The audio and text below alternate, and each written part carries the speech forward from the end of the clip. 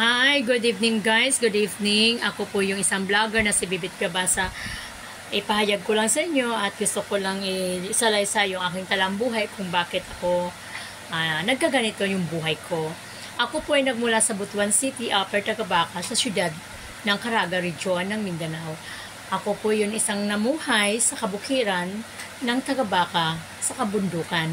Ako po yung isang maliit na bata noong liitang bata na nagkaroon ng responsibilidad sa kagubatan.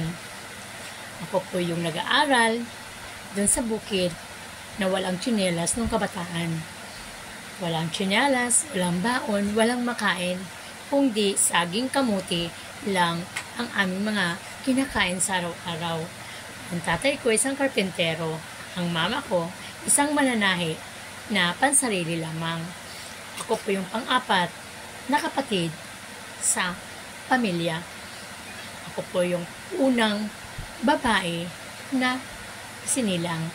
At dalawa lang po kaming babae, 6 kaming magkapatid at 4 ng lalaki. Kaya, isasalaysay ko lang yung ang aking pagkatao kung ano po. Kasi, ako po ay isang tao, isang batang namuhay sa kahirapan. Ako po yung ipinanganak noong 1970 ko sa kaburikiran ng Butuan City. Nagkaroon po ako ng responsibilidad. Nagkaroon po ako ng responsibilidad sa kabundukan. At ako po ay nagiging matatag na bata. Nagkaroon po ako ng maliit na business sa edad na 10 years old hanggang sa 15 years old. At namuhay sa loob ng kabundukan na walang mga kapitbahay.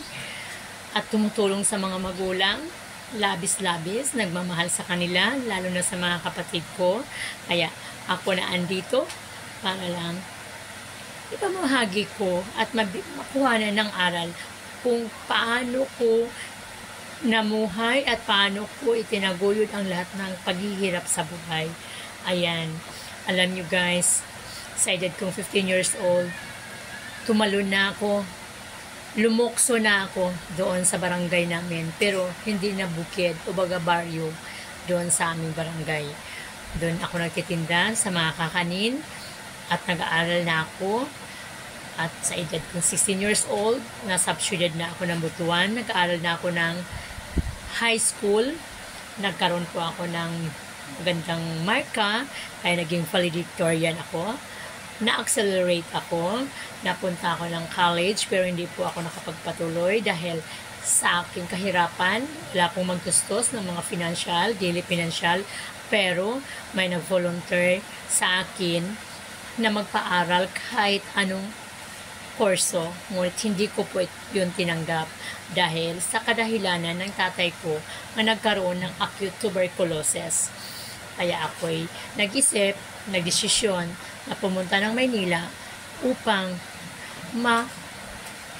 masubukan ang buhay ng Maynila at magkaroon ng magandang buhay dito. Kaya nung pumunta ako rito, namasukan ako isang tindera sa Crossing EDSA sa loob ng 3 buwan. At pinalad naman ako at nagkaroon ako ng kunting puhunan at nagkaroon ako ng sariling pwesto.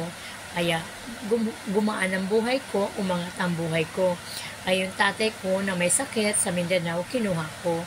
Dito na siya sa Maynila, pinagamot ko siya sa Lung Center sa Quezon City. Kaya ngayon, gumaling siya sa edad na 50, ngayon po ay isang 94 years old na. So, nasa 44 years na siya ang gumaling. Ito na nangyari kasi nung ako'y dalaga pa, hinakot ko sila lahat ng pamilya ko sa Mindanao. Dinala ko sa Maynila. Dito kami magsama-sama kasi alam ko na kaya ko silang buhayin sa pamagitan ko.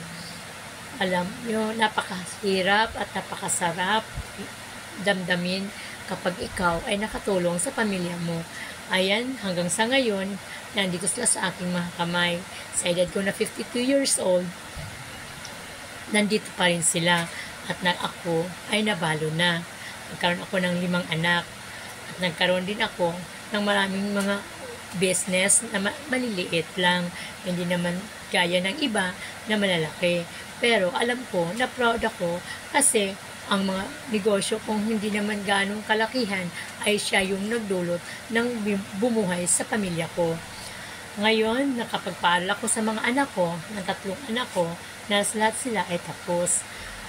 Alam nyo, napakahirap pala kasi ang buong akala ko, ang lahat ng ginawa kong tama at mabuti ay may kasagutang mabuti. Yun pala, may hirun palang hindi rin naramdaman ng iba. Okay lang yun kasi tao lang tayo. Minsan nagkamali, minsan nagkasala. Pero hindi naman sapat yun dahil ako, alam kong hindi ako nagkamali sa kanila. Alam kong ginampanan ko lahat ng mga bagay na karapat dapat kong gampanan bilang isang anak. At alam ko na sa mga punto na yon ay hindi ko dapat silang ibaliwala. Oo, nandoon na tayo. Nagkaroon tayo ng misunderstanding. Pero, hindi dapat ganon. Kasi, magulang mo siya. Kaya, isa pa, dapat igalang mo siya. Oo, nandoon na tayo.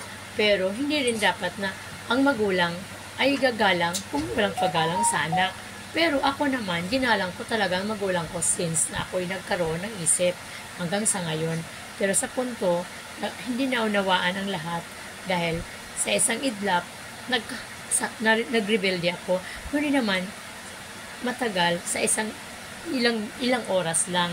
Kaya paumanhin sa lahat kung ano man ang nagawa ko doon sa tatay ko.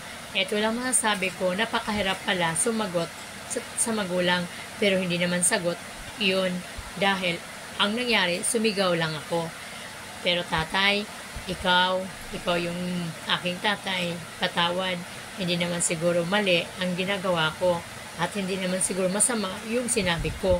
Ikaw na ang bahala sa akin, pero alam ko na wala akong nagawa sa yung mali at kasalanan.